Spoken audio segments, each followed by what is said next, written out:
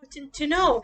And this is about the economic factor. Let's move now to the cultural factors, where actually we know that culture of a society is the total way of life of that society. Schools at large reflect the social patterns prevailing in a particular country, and we know actually schools are smaller societies in their bigger environment society. So those schools are shapes, are pictures, are mirrors of the bigger society. Everything, all social values, norms, behaviors, patterns that are directing and shaping the bigger society will be reflected in the school society as well. So the prime aim of education system is to ensure cultural continuity through preserving what we call national identity, الهوية الوطنية. And these schools, the curriculum, the philosophy of education, the activities, the whole education system is actually to reserve, its aim, its general aim is to preserve this national identity. So cultural tendencies impact the way children participate in education, depends on the culture, depends how I deal with my teacher, how I deal, and how teachers deal with each other, how students deal with each other, how we deal with the curriculum, and so on. All of this actually is about society, social norms, social of the factor is religion, and religion is a major source of norms and values for any society. For many society, most of societies, religion is very important element and determinant, and a very important determinant of not only education systems, of people, of lifestyles of people as well. There is a strong relationship between religion and education, and we can see this, for example, let's see some examples. Like in Christian Europe, the main purpose was at the beginning, and in the previous century actually of education, was to educate the individuals based on the teachings of the Bible, for example. Islam also places high emphasis on education. Some countries put Islam, some Muslim countries actually, all their curriculum is reflected, I mean our Islamic teachings are reflected on these on their curriculum, in our teaching processes, in our teacher preparation programs, in our school activities, in everything. While other Muslim countries are in the middle, they take some Muslim teachings and they take other Western teachings and so on. So it depends, and some others are like what we call secular countries, although they are Muslim, like somehow the Turkish education system at the beginning, but now maybe it's like a bit of changes in it.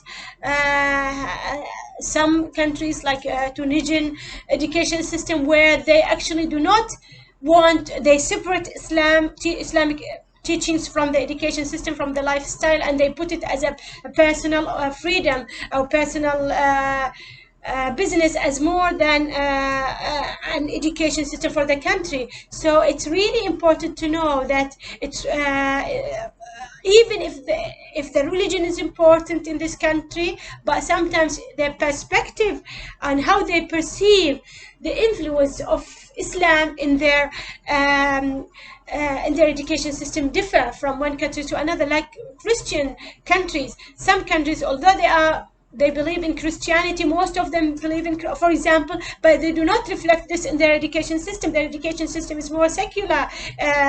They do not put religion in their education system, and they keep it only for the individual or for the family's responsibility. While other Christian countries believe and put, like Russian education system, they believe that Christianity and the Bible teaching has to be embedded on all their teaching, their curriculum, their educational systems in general. The influence that religion exerts on education varies, as we said, according to the importance given to religious teaching by different societies, religious and so on. Also, in religious societies, religion determines the content of education التربية الإسلامية, Islamic teacher, whether it's تربية, whether it's ثقافة, whatever, and other, and of course we'll come to know others, and how we look at even those scientific or science subjects like chemistry, physics. For example, I believe that our education system has to put some of the teaching for Quranic verses, the Prophet's teachings in these subjects as well. So we have that connection between what the Quran has stated and what the science has discovered so far in physics, in chemistry and biology and so on. So religious organizations have been and are still involved in educational development through building of educational institutions and through building the and reshaping, revising the educational curriculum and contents and activities, of course. And you can see some examples like in Africa. The prison system of education have been influenced by the work which was initiated by European Christian missionaries, who included Catholics and Protestants. And of course, although some of these African countries are Muslim majority, have Muslim majority, so you can see a combination of Muslims, Protestants and Catholics because of the European Christian missionaries that happen in their lands and in their countries. So this shaped a lot of their beliefs and so on. And this, of course, influenced the education system. All of these have influenced, as we said, features in the education system. Also, the third. This is actually the third element of the cultural factor. That is language. And of course, we know that language is the system of communication used by a particular community or country or people or society. Each community or group has an original language, that is the mother tongue language of its own, which often suits its environment and stage of cultural development. It's through language that individuals become members of a community, and this is important in building the national character of that country or of that society. And every education system places high emphasis on national geography, national language, اللغة الرسمية or اللغة الوطنية, as a way of preserving the national identity of the country, because we know that we preserve our national identity by preserving our national language or first or mother tongue in today's world. There's increasing use of foreign languages as well, especially in the school systems. For now, we can see not only one language, we can see countries that have bilingual and trilingual education systems where they have 2 languages, 3 languages, including the national language of that country. So education in these countries where different linguistic groups, where we have different linguistic groups exist in more, and this is actually more challenging because it's not only one language. We have here Hindus or Hindis, we have Arabs, we have, for example, we have English people. So 3 languages are important in our education, for example. But if we in the government education system, although it's our national language is Arabic and most curriculum are in Arabic, but still the English language has a more emphasis and give more weight in how to teach our students this important language. So this places much pressure on education system, which must respond to the diverse educational needs of the different groups with the different languages, because this has to be reflected in their education systems. So bilingual and trilingual education, as we said, system exists in countries such as Canada. Canada has big groups of its society, of its members who speak English, but there are also a big group of people who speak French at the same time, because they are near France. They were empowered by French in the past. So those two languages are important, and those two languages are actually considered as national languages. So the educational system, so whether in the pre-university level or in the university level, those educational institutions are in two languages, in the English and in the French language as well. Switzerland also, it has its national language, the language of the original people, and it has also English as well. South Africa, it has the African language of its aboriginals, and it has also the English language after after England Empire. It's important in the cultural factor. The fourth factor is the demographic factor. And of course, demography has been derived from the Latin word demos, which means people, and hence it's the science of population, we know. And it's somehow related to the geographical or to the demographic factor, the first factor. Education is for those people who, and its development is ultimately aimed at maximizing the capacity for achieving full welfare of this population. So this is, which means that we have to shape it according to this population, according to the size, the nature of this population. We cannot put a service for a population or for people do not need it and do not fit to their features, do not fit to their nature. So we have to shape our education system, our educational services to fit, to go one by one or along to this population features as well. So it's vital for planners and decision makers in education to know the structure, the distribution of the population at a given data, at a given place, as well as how this has changed in recent years and how this will sometimes. So demographic factors affect education through two important aspects. The first aspect is the population structure, the composition of the structure of this population, because educational planners need information on population distribution by age and by gender in order to measure the relative size of the school age population, which is the foundation of any educational policy. We want to know what is the age, how many of this population who are in the age of school, who has to enter the school in this year, and so on, and how this is distributed in the gender, because in schools like our schools, this has to determine the number of female schools and male schools, the number of female teachers and male teachers, especially in the second cycle, and so on. So educational planners need information on the geographical distribution of the population, which affects also both the cost of education and the choice of types of that education, of that school, and the sizes and locations of these schools according to the places and the distribution of the population. Also, educational planners need information on the distribution of the population by sector of economic activity. For example, this place is what type of economic activity is the members of the society is doing in this place, and how much is this distributed according to the gender, according to male and females, and so on.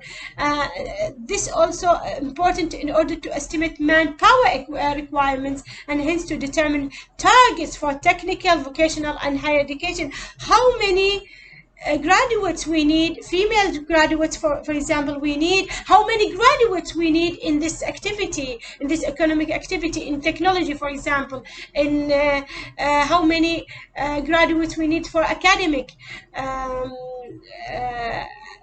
professions, for example, how many population, how many graduates we need for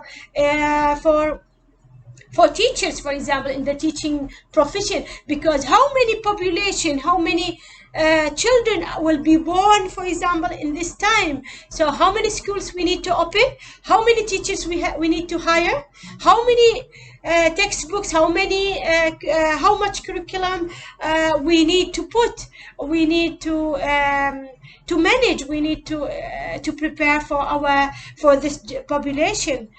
And in heterogeneous societies, those societies that are varied in the features of their population, educational planners here need more information on the distribution of this population by race, because they are different actually and varied, in order to meet the diverse needs of different ethnic groups. So they are not only Muslims, for example, some countries they have Muslim, Jewish, Christians. So the three races have to we have to manage to know how much we need in their schools to open, how we can, what are the subjects that need to be included, and so on. And this is of course is more challenging on those these countries, the multicultural countries or societies, more than those societies that most of the societies are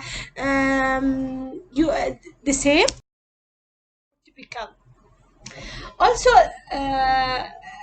the population factor affect the education system also in the population growth, because educational planners need to get an accurate picture of the problems to be encountered in the future, according that are related to the population, to the size, to the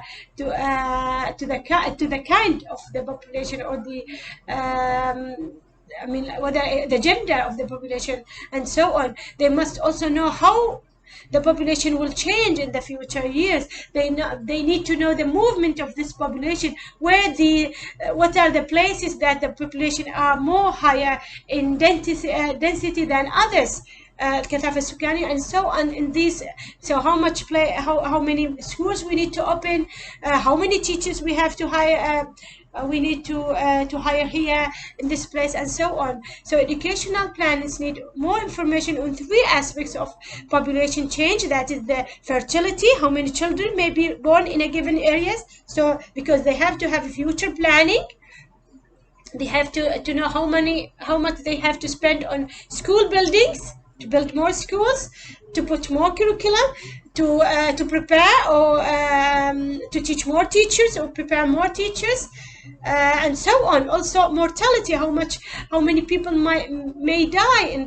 this area in the future. So this will, because they have to have that relationship between how many they are going to born, how many they are going to die. Somehow it's like roughly.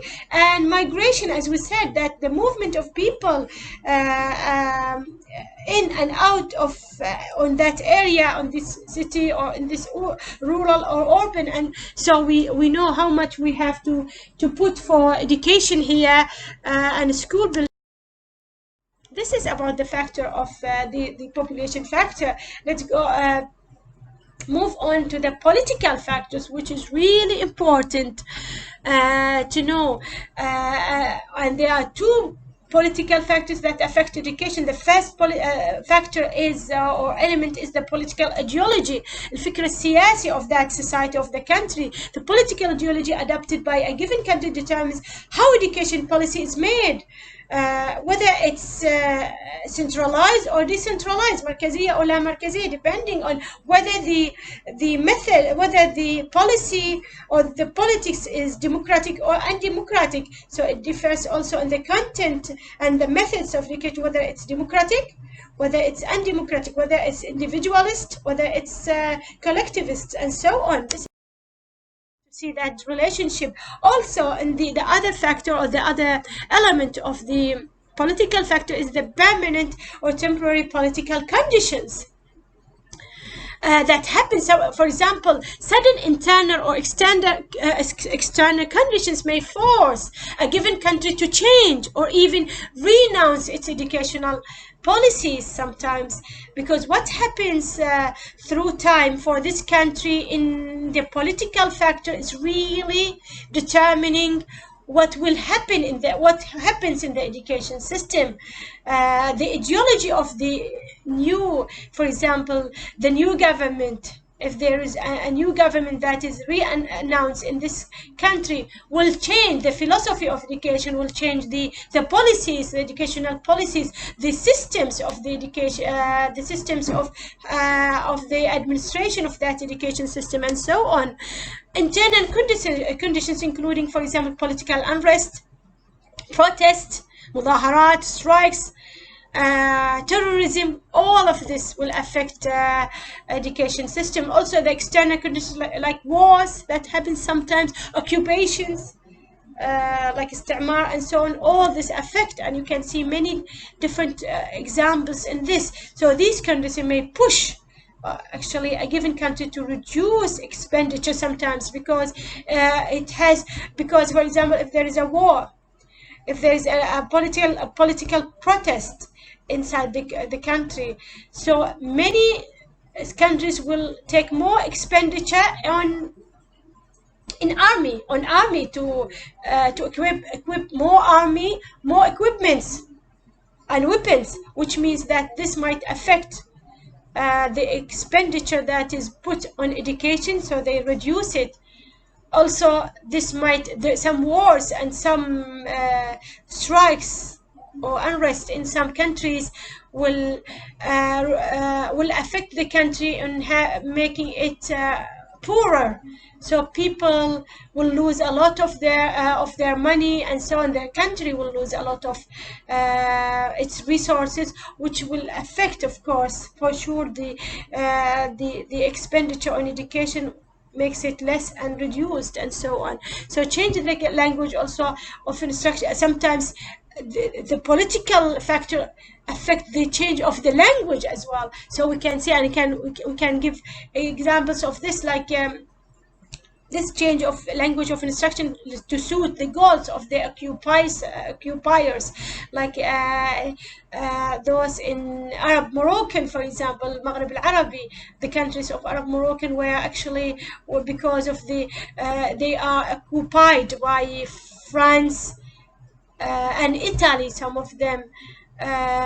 So the language of the instruction changed at that time, during the time of occupation, changed to French and to Italy sometimes. Those countries who were till recent times only, those countries like Algeria, for example, and so on, they were changed their language of instruction. Countries that were occupied by English people, England, like South Africa, the language of instruction changed to the English language, while it was in African language, in the original people's language. So this happened. This affect a lot the education. The last factor that we are going to discuss in this lecture is the technological factors, and this is actually very important, especially in our meantime now, while we have this COVID-19 pandemic, and how this affect our education systems in different ways, in different methods, and we had to change. We have to depend on technology more than on the face-to-face classes and attendance and so on. So rapid technological change affect rapid telecommunication changes. Example of that, like educational technology in the classroom, the e-learning, the mobile learning that is happening now, and we have to adapt, and we have to put in our educational system and to depend on them in different times, like this time now, where we cannot see each other face to face, we cannot give face to face lectures, so we have to depend on e-learning, in mobile learning sometimes, and so on. So these are very important. Technological infrastructure have to change, and it has to be embedded in our educational systems. Understanding the purposes of technology in education is really a purpose in it, and we have to know, and it's a mean as well in itself, and we have to adapt it, and we have to understand it's possible. And there are many implications of technological issues in education. For example, readiness of education, our readiness of educational system to accommodate to technology changes and what's happening now. And we can see that, for example, we could see this, like our Minister of Education was not ready for this virus, for coronavirus pandemic. So what happens? They stopped. All schools have stopped, and it's lost because we were not ready in technology to have that option. Also, teachers were not ready, so they have to be trained during their teacher education. They have to be trained to depend on technology in different ways, different methods. Students also have to be trained in how to depend on in their education in technological tools, in technological methods, and so on. The equipments have to be provided in schools, provided for students as well, and for families. So what happens now is the ministry is revising and rethinking about how this can, because it was affected. What happened by coronavirus pandemic has made the Minister of Education, has made the higher education institutions in Oman, like the university, the Sultan Qaboos University, has made it them to rethink of how much they should depend on technology, how much they should equip their institutions, their educational institutions, with good technological tools, how much they should prepare and train their teachers, their students, their principals on using, adapting, and applying those technological tools, equipments, and educational or technological education in general in our education system. That is actually